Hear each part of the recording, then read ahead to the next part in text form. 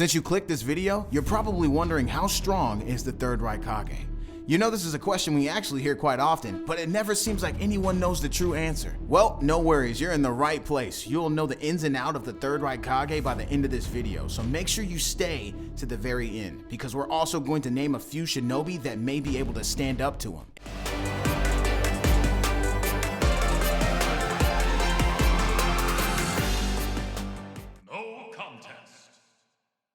And welcome back, No Contest. I'm your host, Jordan from No Contest. Before we do this deep dive into the third Raikage, I'd like to mention that majority of our watchers are not subscribed. It takes a lot of hard work and research to make these videos. I mean, I know, I get it. I'm pretty stingy with my own subscribes too. But having your support helps us keep going. So I want to ask you personally to please hit that like button, and if you haven't already subscribed and you like this content, hit that subscribe button and join the No Contest Nation. For those that did subscribe just now and also like the video, thank you. Without further ado, let's jump into it. The third Raikage is considered one of the most powerful ninja in shinobi history.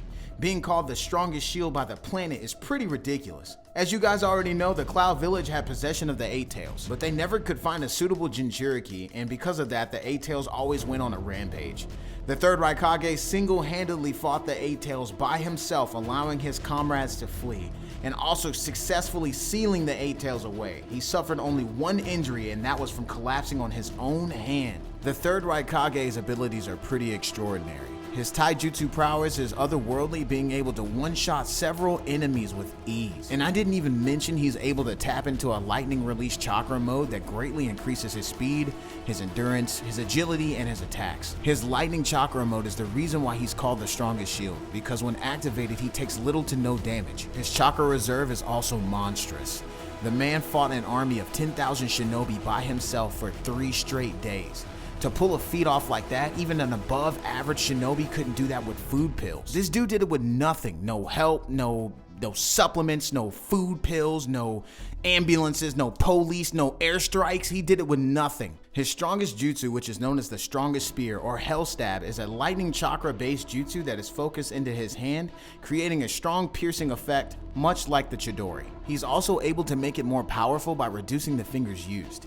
He also has an ability that we've never seen him use in the anime or the manga, which is the Black Lightning or the Gale style. He actually was the one who taught Darui how to use this jutsu. What I think is the most crazy about the third Raikage is that he primarily is a lightning transformation user, and his weakness is supposed to be wind style transformation. However, if your wind style isn't some super tornado that can be seen from space, he takes little to no damage, as we see in the war arc, when the third Raikage told the Shinobi Alliance to use your strongest wind style to beat him, and no one in the entire alliance had a strong enough wind jutsu to cripple him. Which is absolutely crazy, because if you think about it, he took a whole wind style Rasen Shuriken and it practically did absolutely nothing. If you know anything about the Rasen Shuriken, on impact, it actually destroys its target on a molecular level. This dude got hit by one of these, got knocked to the ground, and got back up and was like, oh, that's a dope jutsu, bro. Where you learn that from? When we first got to see him use his hell stab, the allied shinobi force used earth-style mud wall and built 2 thick-ass walls stacked on top of each other, and Dodai, his subordinate, used lava-style rubber wall to reinforce the wall, but the third Raikage went through it with ease, and he had all of his fingers up, which is the weakest version of Hell Stab. Oh, by the way, if you're liking this content, please subscribe and like the video. We'll do our best to keep coming back to you with more stuff like this. So finally, we get to the end where we name the characters that we think could stand up or beat the third Raikage. Now, this list has characters that have a pretty clear shot in winning in the best case scenario. So these wins are not really guaranteed. It just depends on whether everything just kind of falls into place. We know that the third Raikage really has no clear weaknesses, but what we don't know is how he handles genjutsu or sealing jutsu. Now you can infer that in the 10,000 shinobi he fought, there was some type of genjutsu user in that 10,000. So we can probably safely say that only ridiculous genjutsu work on him. So obviously most people would say Naruto and Sasuke, and they would be correct. However, that's boring. Let's look into some other characters aside from the main characters. So first up, Itachi Uchiha. Itachi has a lot going for him when it comes to genjutsu, but the hard part is going to be getting the Raikage to sit still to place him under genjutsu. But Itachi has no health stat at all, so if he gets hit once, he's done for. And you can argue that Susanoo would help his case, but there's no guarantee that the Raikage would get hit by Tosca Blade, or if his Yata Mirror would hold up against a fully charged health stat.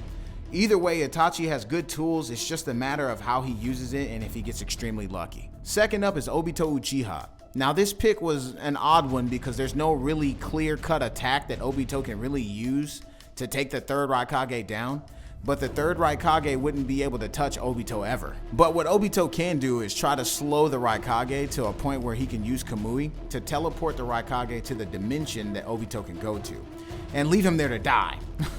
But there is also no guarantee that Obito can snag him due to how blindingly fast the third Raikage is. The third pick would be Minato Namikaze.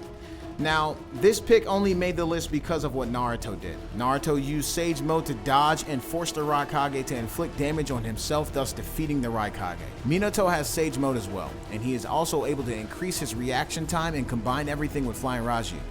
And we can't forget that he also possesses the Nine Tails Cloak, and is extremely adept in sealing jutsu. He, out of everybody on this list, probably has the best chance, but this doesn't guarantee him the win. But if Minato can touch him once and place a teleportation seal on the third Raikage, he may be able to teleport to the Raikage and use a quick sealing jutsu to cheese a win. We also have one honorable mention before the end of the video, and that is the first Hokage, Hashirama Senju. His jutsu, the Deity Gate, if hit, probably could get the first Hokage the win, if combined with his Sage Mode as well.